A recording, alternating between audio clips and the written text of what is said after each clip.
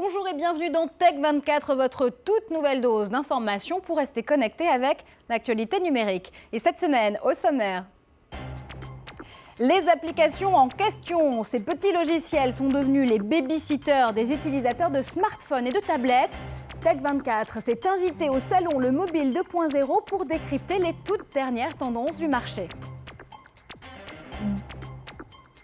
De mystérieux hackers s'intéressent aux documents de préparation du G20. Nous vous dirons tout dans notre tour du web en 60 secondes. Et puis la 3D est décidément à la mode. Nintendo déploie une nouvelle version de sa console portable, la DS. Guillaume Gralet du magazine Le Point l'a testé pour nous en avant-première.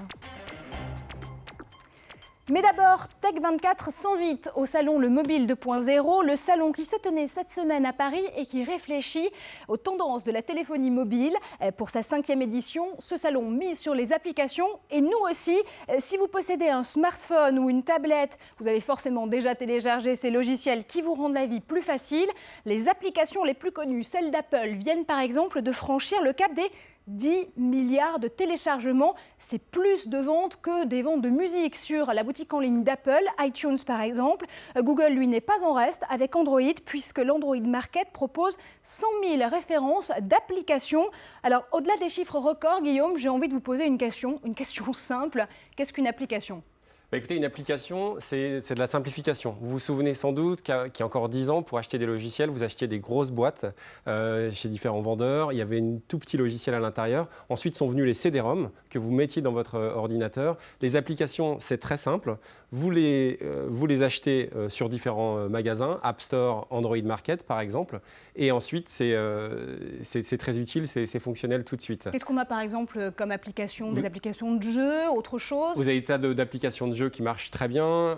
Vous avez iShoot par exemple qui permet de tirer sur des monuments qui cartonnent. Vous avez Angry Bird en fait où il suffit de catapulter en fait un oiseau. Vous avez vraiment tout ce que vous voulez. C'est vraiment la ruée vers l'or en ce moment. On a des dizaines de milliers de développeurs. Il y a 300 000 applications sur l'App Store. Il y en a très peu qui gagnent de l'argent, mais il y a eu quelques belles histoires. J'ai envie juste de citer celle de Ethan Nicholas, c'est un Américain de Caroline du Nord qui, lui, a gagné en une seule journée 37 000 $, parce qu'en vendant son application $3, il devait en reverser $1 à Apple, et il a pu quitter son job chez Sun Microsystems. Alors justement, vous en parliez, à qui profite le marché ? Les développeurs, les éditeurs et le consommateur dans tout ça ? Eh bien, on a posé la question à Thomas Husson de Forrester Research. Il nous a répondu au salon Le Mobile 2.0. Écoutez-le.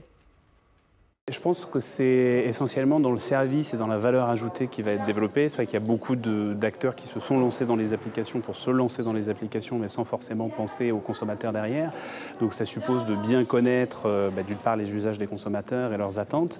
Après, la partie design et ergonomie, j'ai envie de dire, c'est un prérequis. Donc c'est effectivement ce qui fait la différenciation in fine. Mais dans l'usage, c'est d'abord qu'il faut qu'il y ait un vrai bénéfice client qui prenne en compte la spécificité du mobile, ce qui n'est pas toujours le cas. Et c'est ça qui manque encore un petit peu aujourd'hui. Et le centre d'études Forrester prédit même que le marché des applications va croître de 82%, atteindre 38 milliards de dollars d'ici 2015. 4 ans, ce sont des années-lumière pour l'industrie du mobile. Alors justement, Guillaume, qu'est-ce qu'on peut attendre dans les prochaines années ? Qu'est-ce que ça va être, les applications de demain ? Et puis surtout, est-ce qu'on peut imaginer des applications qui vont nous suivre partout, sur tous les terminaux, des smartphones, aux tablettes, peut-être même sur les objets du quotidien ? C'est vraiment la tendance. Prenons l'exemple de Facebook. Facebook, c'est sur l'ordinateur, bien sûr, sur le téléphone pour 200 millions d'utilisateurs, sur la télévision. Et puis, on l'a vu au CES, au Consumer Electronics Show, sur les réfrigérateurs bientôt, c'est en négociation. Et pourquoi pas dans la voiture. Sur les réfrigérateurs, quand vous recevez des amis à dîner, vous saurez quel plat ils préfèrent et vous pourrez concocter un plat qui leur fait plaisir. Et c'est ce qu'on appelle, je crois, les applications à intelligence omniprésente. C'est le futur. Bon, on en reparlera évidemment dans Tech24.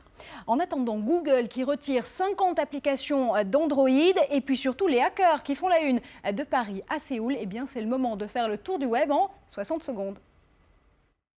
Google fait du ménage dans ses smartphones. La firme a dû désactiver une 50aine d'applications Android susceptibles de voler des données personnelles. Et c'est la 2e fois que le géant du web se livre à l'opération depuis juin 2010. Surprise pour le lancement de l'iPad 2 à San Francisco, Steve Jobs en personne a présenté une version plus fine et plus légère de sa tablette. L'icône d'Apple défie même ses concurrents. Méfiez-vous des imitations. Alerte à la cybersécurité à Séoul. La Corée du Sud a subi une attaque plongeant dans le noir les sites de plusieurs banques et ministères. Israël et les États-Unis responsables du virus Stuxnet, c'est un expert américain qui l'affirme. Le virus avait paralysé des sites nucléaires iraniens en juillet. 150 ordinateurs de Bercy infiltrés par des pirates, des professionnels déterminés et organisés à la recherche d'informations sur le G20. Le ministère des Finances enquête. Et justement, vous aussi Guillaume, vous avez enquêté cette semaine sur cette affaire d'espionnage numérique à Bercy. Est-ce que les hackers tombent à point nommé ?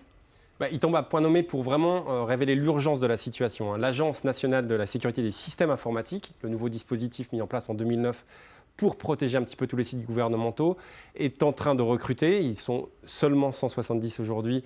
Ils vont déménager l'année prochaine pour un plus grand local. Mais ce qui est impressionnant avec ce qui s'est passé, c'est l'extrême vulnérabilité de tous les sites gouvernementaux. Ils ont mis un mois à se rendre compte de ces menaces qui sont arrivées jusqu'à l'Élysée, jusqu'au Quai d'Orsay, et principalement à Bercy. Et c'est vraiment on tourne la France en ridicule, et à travers elle, le G20.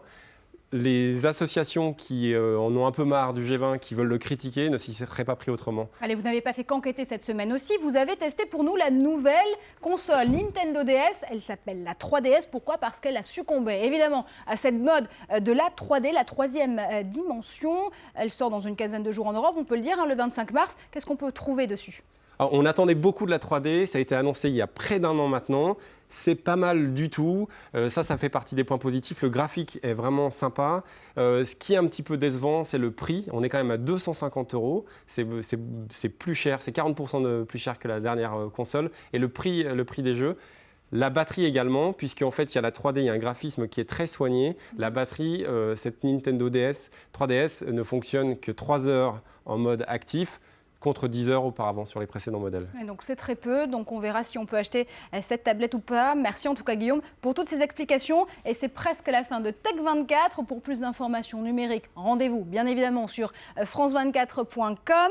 Les bonus vidéos et les coulisses de cette émission sont à retrouver sur la fanpage Facebook de Tech24. Et puis si vous voulez commenter ou proposer un sujet à l'équipe, ajoutez un mot-clé dans vos messages sur Twitter. Ce mot-clé c'est Tech24 tout simplement.